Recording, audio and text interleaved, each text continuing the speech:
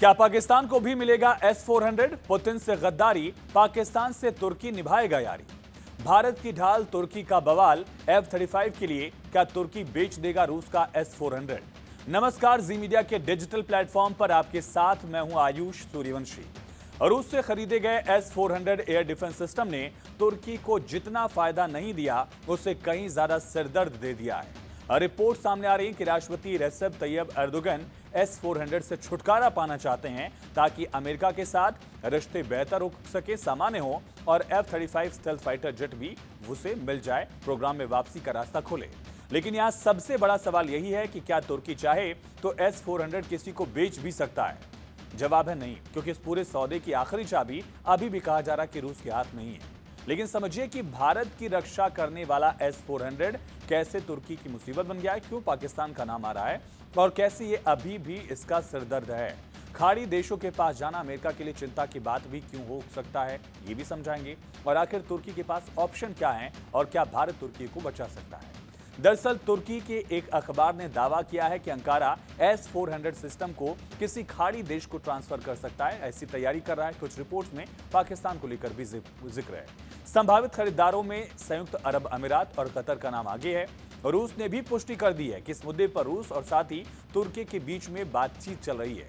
हालांकि रूसी राष्ट्रपति कार्यालय के प्रवक्ता दिमित्री पेस्कोव ने इसे बेहद संवेदनशील मामला बताया है और ज्यादा जानकारी देने से रूस ने इनकार कर दिया है। यानी कि पहली बार रूस ने सार्वजनिक तौर पर यह मान लिया है कि S-400 के भविष्य पर तुर्की और रूस में बातचीत जारी है। असल वजह अमेरिका है। दरअसल तुर्की ने साल 2017 में रूस से S-400 खरीदा था और इसके बाद अमेरिका ने सुरक्षा चिंताओं का हवाला देते हुए तुर्कियों को F-35 कार्यक्रम से बाहर कर दिया था और CAATSA के तहत प्रतिबंध भी लगाए। अब डोनाल्ड ट्रंप ने अपने दूसरे कार्यकाल में संकेत दिया है कि अगर तुर्की S-400 से छुटकारा पा लेता है तो उसके लिए F-35 का दरवाजा फिर से खुल सकता है। तुर्की के लिए ये सिर्फ लड़ाकू विमान खरीदने का मामला नहीं है।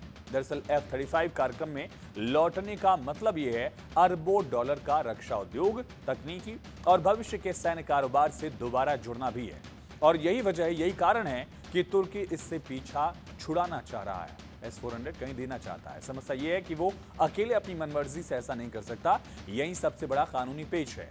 2017 के रूस तुर्की समझौते के मुताबिक S-400 को किसी तीसरे देश को ट्रांसफर करने जैसी स्थिति के लिए रशिया की औपचारिक मंजूरी बहुत जरूरी है। यानी एर्दोगन चाह कर भी अकेले फैसला नहीं ले सकते, कम से कम कानूनी बाध्यता अगर है तो। अगर ऐसा होता तो एर्दोगन अपने यार पाकिस्तान को भी S-400 दे सकते थे और रूस चाहे तो मंजूरी दे सकता है, रोक सकता है या फिर खुद सिस्टम वापस खरीदने का प्रस्ताव भी तुर्की के सामने रख सकता है। इसका जवाब अभी नहीं आया है, बातचीत जारी है। रूस यूक्रेन युद्ध के कारण पुतिन अपनी एयर डिफेंस कैपेसिटी को मजबूत करना चाहते हैं। ऐसे में S-400 वापस अपने पास रखना भी हो सकता है एक ऑप्शन हो। वहीं मॉस्को तुर्की पर अपना रणनीतिक दबाव भी बनाए रखना चाहेगा। अगर वो मंजूरी देने में देरी कर देता है तो अंकारा के लिए, तुर्की के लिए अमेरिका के साथ समझौता भी अटक सकता है।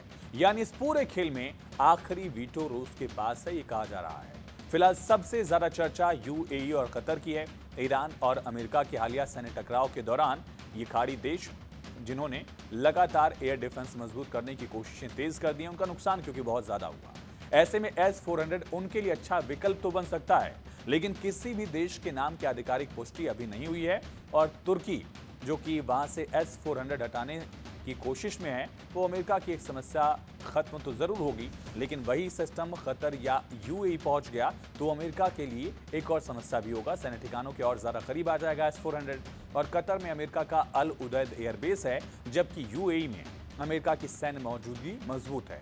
अगर S-400 रशिया का अमेरिकी बेस के पास एक्टिव हो जाता है तो वो अमेरिकी विमानों का डेटा भी जुटाएगा और वो रशिया ट्रांसफर भी कर सकता है।